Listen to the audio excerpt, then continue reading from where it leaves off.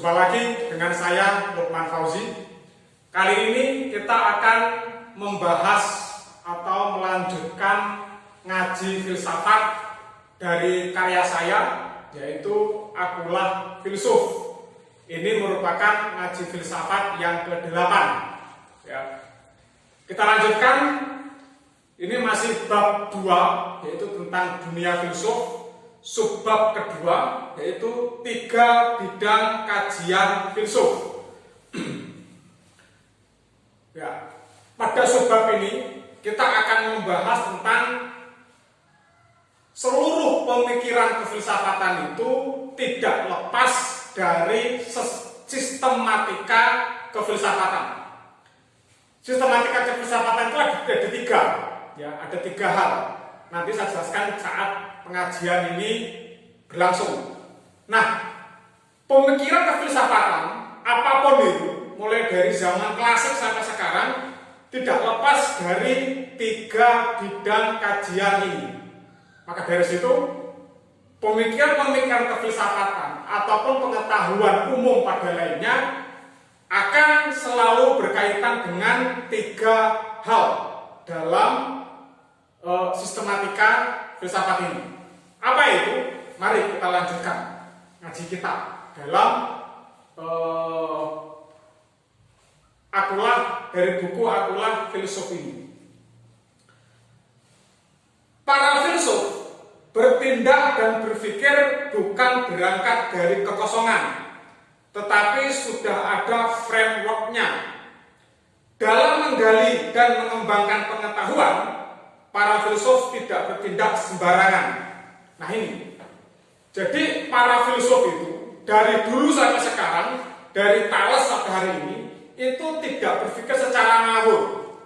Mereka tidak berpikir sembarangan, tidak berpikir dari sesuatu yang kosong. Selalu ada subjek atau objek kefilsafatan, baik secara material ataupun secara formal. Mengapa demikian? Karena kalau seorang itu berpikir ngawur, maka dia tidak berpikir kefilsafatan. Dia berpikir hanya berdasarkan otaknya saja. Nah itu beda lagi. Nah, maka dari situ seorang filsuf ini harus memiliki framework, yaitu bentuk kerja dari cara berpikirnya. Ada pijakan yang dimiliki para filsuf dalam bertindak dan berpikir. Pijakan tersebut merupakan 3 ruang utama dalam filsafat yang pada ujungnya memiliki cabang-cabang yang sangat banyak, sehingga tidak mengeringkan arus pemikiran filsafat. Nah, 3 kajian kefilsafatan ini menjadi basic pengetahuan. Pengetahuannya apapun, mulai dari sains, mulai dari eksak, sosial, tidak lepas dari 3 bidang kajian kefilsafatan ini. 3 bidang kajian filsuf itu adalah epistemologi, aksiologi, dan ontologi. Nah inilah 3 sistem pemikiran kefilsafatan yang melahirkan sekian banyak macam pengetahuan, yaitu epistemologi, ontologi, dan aksiologi. Nanti sambil berlanjut saya terangkan pelan-pelan. Nah, semua pemikiran kefilsafatan ataupun pengetahuan di dunia ini pasti berkaitan dengan 3 ini: epistemologi, ontologi, ataupun bersifat aksiologi. Apa ketiga-tiganya? Nanti saya terangkan. Ketiga bidang itulah yang selalu menjadi patokan para filsuf untuk menelurkan ide-ide pemikirannya dari dulu hingga sekarang ini. Tidak ada seorang filsuf pun yang keluar dari 3 jalur itu dalam menghasilkan ide-ide mereka sendiri. Nah, pemikiran kefilsafatan dari zaman Thales sampai sekarang, bahkan sampai zaman purba, pasti berkaitan dengan 3 ini: epistemologinya, ontologinya, aksiologinya. Meskipun dari 3 bidang kajian ini nanti melahirkan berbagai macam banyak cabang dalam dunia kefilsafatan. Ya, Nanti ada juga penjelasannya. Tetapi semua pemikir, semua intelektual, semua filsuf pasti menggunakan tiga ini: epistemologi, aksiologi, atau ontologi. Atau setidaknya mereka menggunakan salah satu dari ketiganya. Entah epistemologi saja, entah ontologi saja, ataupun entah aksiologi saja. Bidang epistemologi berkenaan dengan alat apa yang dipakai untuk mendapatkan pengetahuan. Nah, ini epistemologi, ya. Nah, nanti saya terangkan, nanti ada penjelasan berikutnya. Jadi kalau kita bicara epistemologi, itu bicara tentang sumber pengetahuan. Karena kita bicara sumber pengetahuan, maka epistemologi akan mengkaji alat apa yang digunakan untuk mengetahui. Apakah itu rasio manusia, nalar manusia, ataukah indera manusia yang bersifat empirik, atau bersifat intuitif, yang bersifat sukmawi. Nah, ini perlu dikaji. Mengapa demikian? Karena dari epistemologi inilah nanti akan menentukan jalannya perkembangan pengetahuan. Matematika misalnya. Matematika itu bersifat rasional, saya terangkan ya. Misalnya angka 1. Angka 1 itu sebenarnya ada nggak di dunia ini? Ya, ini pertanyaan mendasar. Kalau angka 1 itu ada, seperti apa wujudnya? Kalau orang mengatakan 1 begini, ini simbol, bukan fakta. Makanya matematika itu disebut dengan filsafat abstrak. Satu pemikiran yang bersifat abstraksi. Untuk menjelaskannya menggunakan simbol. Nah, ini tentang epistemologi. Ya, nanti saya jelaskan berikutnya. Dalam bidang inilah menimbulkan banyak sekali cabang dan perdebatan yang tidak kunjung henti hingga saat ini. Jadi epistemologi ini memang membuka satu peluang bagaimana para filsuf itu selalu melahirkan pengetahuan-pengetahuannya. Nah, namun epistemologi juga yang menjadikan para mazhab filsafat itu saling berdebat. Ya. Tapi ingat, perdebatan kefilsafatan itu pasti menimbulkan pengetahuan. Ya, perdebatan kefilsafatan pasti menimbulkan pengetahuan atau memunculkan teori baru. Bidang epistemologi ini menjadi dasar para filsuf dalam mencapai pengetahuan yang benar dan yang tidak diragukan lagi kebenarannya. Mengapa demikian? Karena kefilsafatan itu meskipun tidak bisa mencapai atau tidak menemukan kebenaran yang paling absolut, ya, yang paling absolut, tetapi kebenaran kefilsafatan itu diletakkan dari segi epistemologinya. Sama kayak tadi saya bilang angka 1. Angka 1 itu sebenarnya fakta atau sekedar hasil olah nalar manusia. Kalau itu fakta, apa bentuknya? Kalau hasil olah nalar manusia, mengapa bisa ada 1? Nah, hari ini semua ilmuwan, semua saintis, semua filsuf sepakat bahwa 1 itu merupakan salah satu bentuk angka matematika yang sifatnya tunggal. Nah, ini nanti memang merupakan satu perdebatan tersendiri, ya. Tapi saya tidak mengulas melebar dulu. Nah, yang saya bahas adalah angkanya. Dari mana seseorang itu bisa menentukan angka 1? Apakah dari pengalamannya atau dari hasil olah daya nalarnya? Nah, epistemologi akan menekankan bahwa sampai titik mana manusia itu menentukan atau menemukan satu ide pengetahuan yang kebenarannya bisa bersifat panjang, ya, sangat bersifat universal dan bahkan boleh jadi menjadi mutlak. Sampai sekarang orang sepakat bahwa yang namanya hitung-hitungan itu dimulai dari 0, 1, 2, 3. Kalau nolnya nggak ada, dimulai dari 1, 2, 3 dan seterusnya. Jadi angka 1 menjadi angka paling dasar. Ini sepakatan. Sampai sekarang belum ada yang menggugatnya. Artinya apa? Sampai ada yang menggugatnya, maka angka 1 bisa runtuh. Tapi belum nyampe ada yang menggugatnya, angka 1 masih bertahan kebenarannya. Bersama kalau saya bilang pohon misalnya, apakah bentuknya pohon itu menyatakan kepada diri kita, oh nama saya pohon? Atau manusia yang memberikan tanda atau nama kepada satu benda disebut dengan pohon. Oh, kalau ketemu benda ini namanya pohon. Kalau ketemu benda ini namanya batu. Pertanyaannya adalah sejauh mana kita atau manusia itu memberikan terma kepada satu benda dengan nama tertentu. Oh, ini pohon loh. Apakah ini betul-betul pohon? Atau hanya sekedar akal manusia melakukan simbolisasi kepada satu benda agar mudah dikenali. Maka dari situlah kalau bicara epistemologi ini akan bicara tentang kebenaran pengetahuan. Ya, sekali ya. Maka ada yang bertanya, apakah agama juga bagian dari filsafat? Ya, nanti ada bagian tersendiri namanya intuisi. Ya, terangkan berikut nanti aja.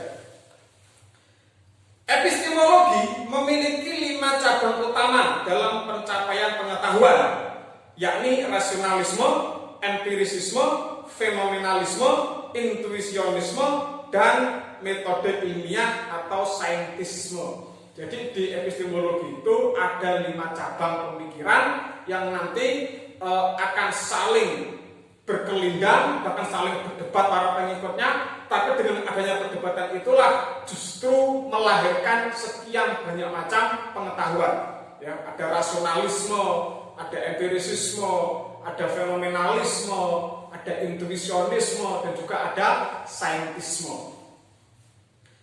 Kelima bidang itu memiliki turunan-turunan yang sangat banyak, ya, seperti idealisme, pragmatisme, positivisme, dan seterusnya.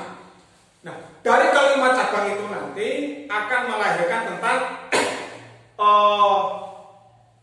corak atau yang disebut dengan ragam pemikiran. Orang rasionalisme itu pasti idealis.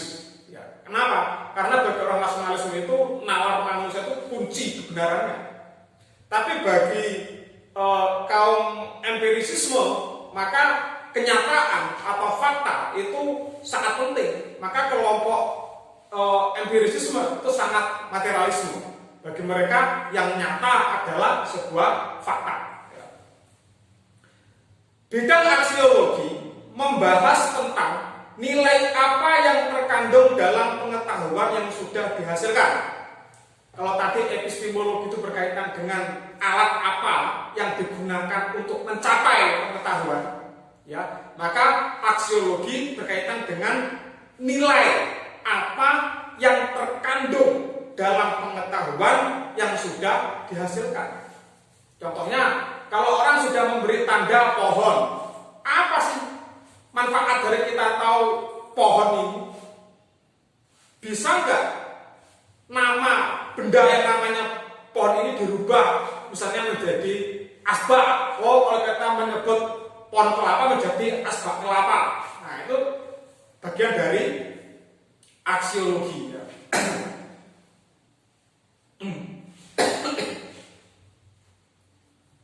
Kajian terhadap aksiologi.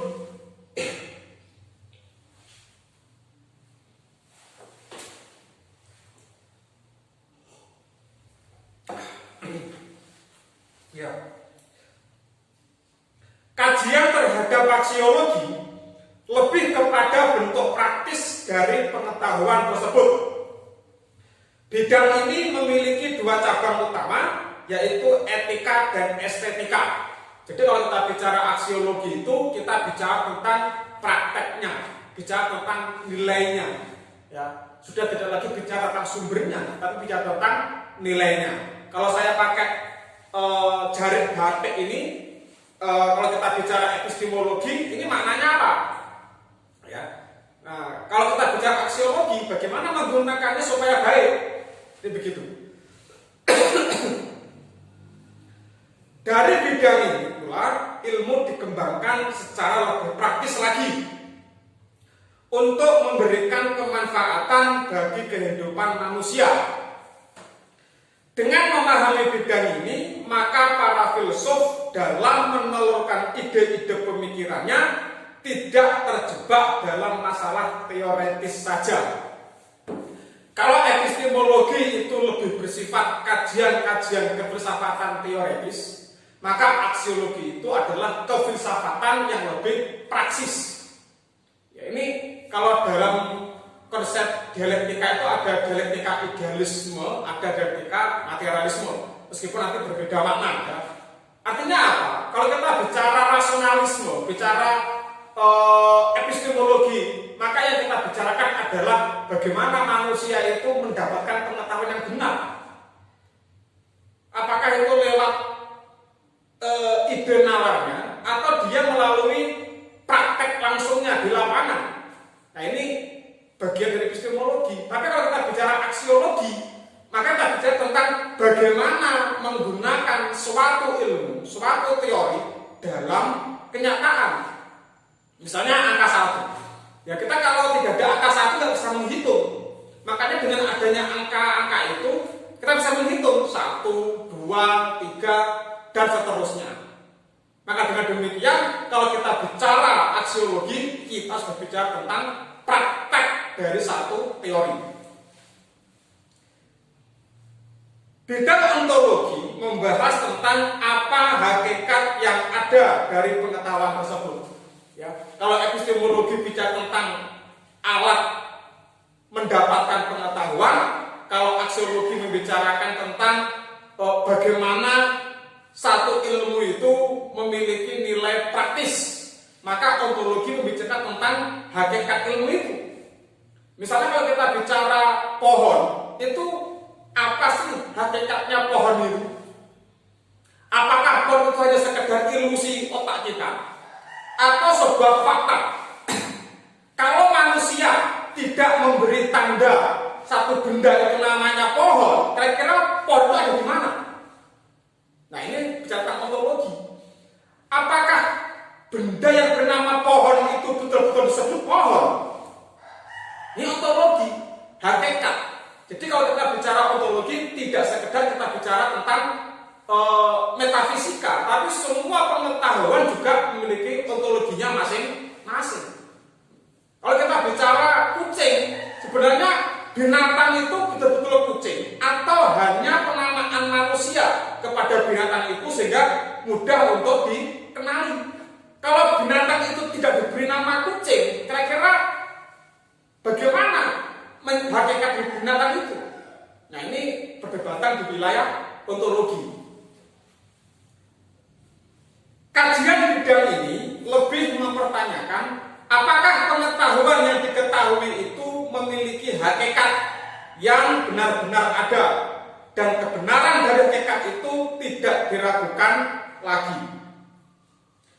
Bidang ontologi lebih bersifat metafisis sebab ia membahas makna substansi dari pengetahuan untuk ditunjukkan eksistensi dari pengetahuan itu sendiri. Kan saya katakan kucing gitu ya. Jadi kalau kita bicara kucing, sebenarnya kucing itu ada nggak? Kalau manusia ya, tidak memberi identitas kepada binatang itu, kucing misalnya, bisa nggak mengenal binatang ini? Kalau memang kucing itu ada, apakah yang benar itu kucing dalam ide manusia atau kucing dalam bentuk fisiknya? Ini ontologi.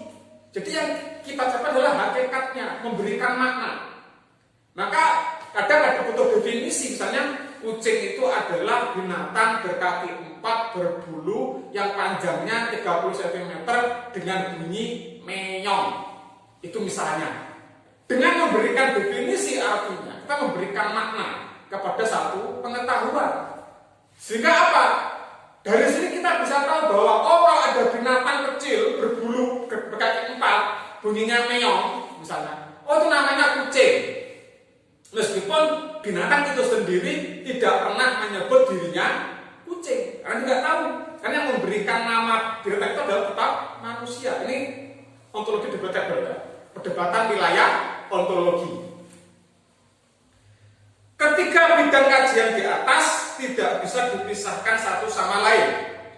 Seorang filsuf ketika menggali pengetahuan haruslah memahami akan epistemologi yang digunakannya. Ini harus, seorang filsuf harus memilih epistemologi apa yang dia gunakan. Ya, saya terangkan berikutnya. Selanjutnya dari hasil penggalian tersebut dicarilah nilai yang terkandung di dalamnya untuk bisa dipraktekkan oleh manusia. Jadi setelah kita tahu pengetahuannya, kita tahu sumbernya, maka kita akan mencari bagaimana pengetahuan itu bisa kita praktekkan. Ini aksiologi. Namun, supaya pengetahuan itu tidak bersifat fiktif, ya. Mengapa saya bilang fiktif? Karena selama pengetahuan itu berupa ide, itu belum memunculkan sesuatu, ya, masih belum memberikan makna. Tapi kalau sudah diberi satu tanda atau simbol, maka ide itu bisa dipahami. Misalnya kalau saya bilang dua, nah kalau tidak ada simbolnya dua, ya, kita tidak akan tahu seperti apa dua itu. Nah, tentulah dikaji terlebih dahulu sisi ontologinya. Nah, inilah makanya perlu yang namanya ontologi, yaitu mencapai hakikat dari pengetahuan. Pengkajian dari sisi ontologi bertujuan untuk melakukan verifikasi dan falsifikasi terhadap pengetahuan itu sendiri, supaya pengetahuan itu bisa bertahan di tengah arus perkembangan pengetahuan selanjutnya. Jadi tujuan dari ontologi itu tidak sekedar bagaimana kita mengetahui hakikat, tapi juga memverifikasi. Misalnya, benar nggak kalau kucing itu adalah binatang berukuran 30 cm, berkaki 4, berbulu, dan bunyinya meong? Diverifikasi. Misalnya ada seekor kucing, bunyinya tidak meong, tapi ngak-ngak. Nah, itu misalnya aja.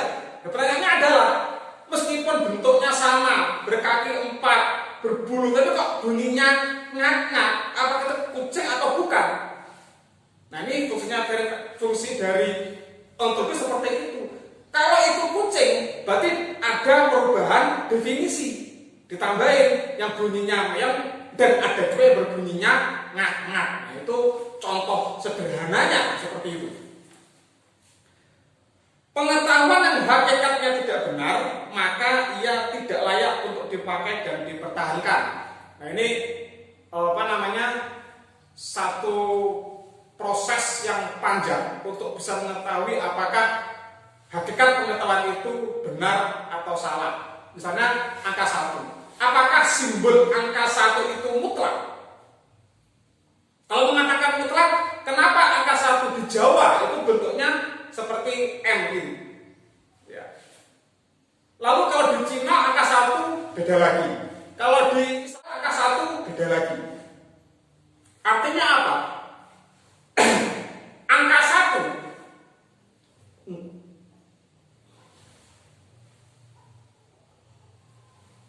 artinya angka 1 itu memiliki banyak simbol. Di Jawa tidak sama dengan di Inggris. Tetapi angka 1, hakikat angka 1 menunjukkan satu angka yang paling dasar. Di Inggris menyebutnya one, orang Arab menyebutnya wahidun, orang Jawa menyebutnya siji atau setunggal. Tapi tetap hakikatnya adalah menunjukkan titik atau angka paling dasar dalam bilangan.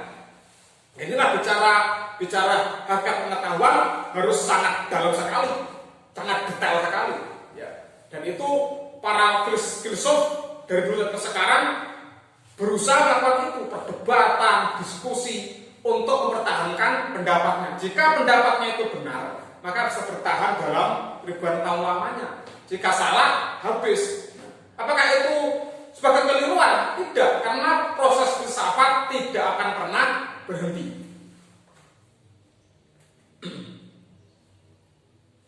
Pengetahuan seperti itu tidak akan bisa bertahan lama terhadap uji coba oleh teori-teori lain.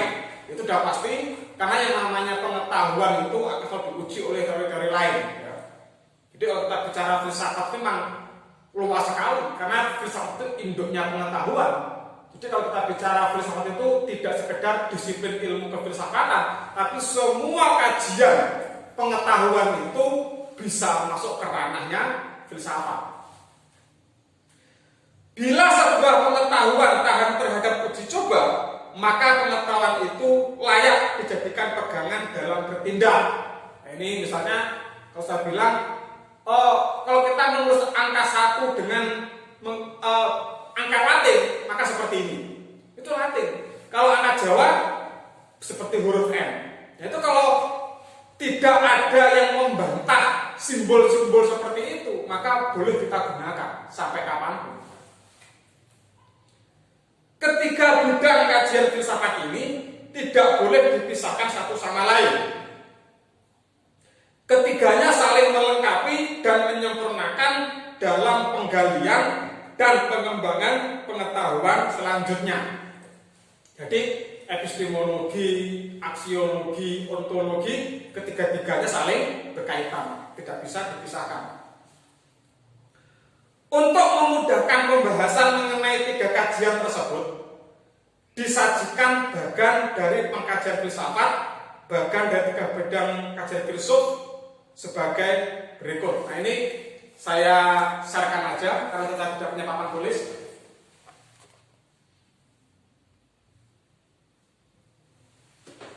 Ya, di sini yang pertama itu ada filsuf. Katakan filsuf itu adalah orang yang berpikir, itu pasti manusia.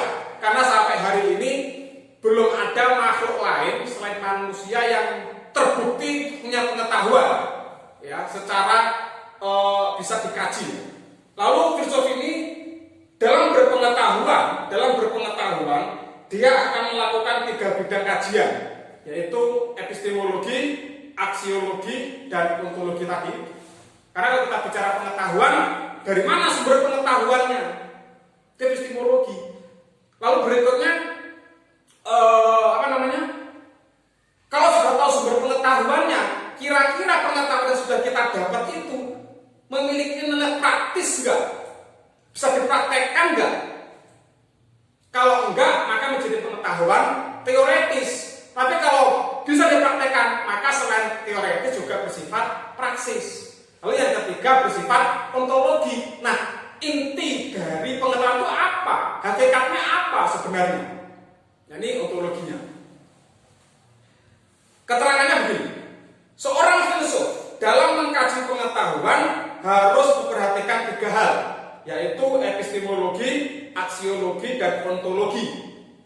Hal itu bertujuan supaya manfaat pengetahuan dari pengkajian filsuf bisa bertahan terhadap uji coba dan bisa dipraktekkan oleh manusia. Itulah fungsi epistemologi, uji tahan dari uji coba. Dalam bidang epistemologi, seorang filsuf harus memilih cabang apa yang ia gunakan untuk menggali sebuah pengetahuan, supaya pengetahuan yang dihasilkan bisa dipertanggungjawabkan oleh filsuf itu sendiri. Nah, tadi saya bilang, di epistemologi itu ada 5, ada rasionalisme, ada empirisisme, ada fenomenalisme, ada intuisionisme, dan ada saintisme. Seorang filsuf harus memilih itu. Mengapa? Dengan memilih satu bidang kajian epistemologi, kita bisa bertanggung jawab dari apa yang sudah kita hasilkan dari ide kita. Setelah memilih cabang dalam bidang epistemologi, selanjutnya seorang filsuf mengungkapkan sisi aksiologi dari pengetahuannya itu yang terdiri dari 2 cabang, yaitu etika dan estetika. Jadi setelah menentukan epistemologinya, maka seorang filsuf bisa mengolah lebih lanjut nilai apa yang bisa dipraktikkan dari pengetahuan yang sudah ia hasilkan. Kira-kira bagaimana mempraktekannya? Nah, nanti dibahas berikutnya. Pengetahuan seorang filsuf harus ditemukan hakikatnya supaya pengetahuan itu memang benar adanya dan tidak diragukan lagi keadaannya. Jadi silakan di awal tentang ontologi itu, kalau kita mengatakan kucing itu sebenarnya kucing itu apa? Hakikat kucing itu apa sebenarnya? Ya, apakah kucing itu hanya sekedar di ide manusia atau binatang itu betul-betul kucing? Nah, itulah. Penjelasan mengenai ketiga bidang kajian filsuf di atas sebagai berikut. Nah, ini untuk berikutnya saya sambung ke ngaji filsafat berikutnya. Nanti sudah per bidang ya, ada epistemologi, ada ontologi, ada aksiologinya, kita pisah-pisah. Nah, untuk hari ini kita mengkaji itu. Ini hanya pengantar ya. Jadi pengantar dari sistematika kefilsafatan, yaitu epistemologi, aksiologi, dan ontologi. Dengan ketiga bidang ini, pengetahuan akhirnya lahir. Ya, meskipun di zaman purba orang belum mengidentifikasi ketiga bidang kajian ini, tapi hari ini kita bisa mengidentifikasi keilmuan-keilmuan ataupun pengetahuan yang sudah pernah dimunculkan oleh manusia dari zaman purba sampai sekarang. Tulisan-tulisan tangan di goa, hieroglif ataupun tulisan di prasasti, kita bisa mengkajinya melalui tiga bidang kajian kefilsafatan ini. Baik, untuk hari ini sekian dulu. Semoga kita semuanya tetap mendapat perlindungan dari Gusti Yang Widi. Semoga Tuhan memberikan keberkahan kepada kita semua. Rahayu.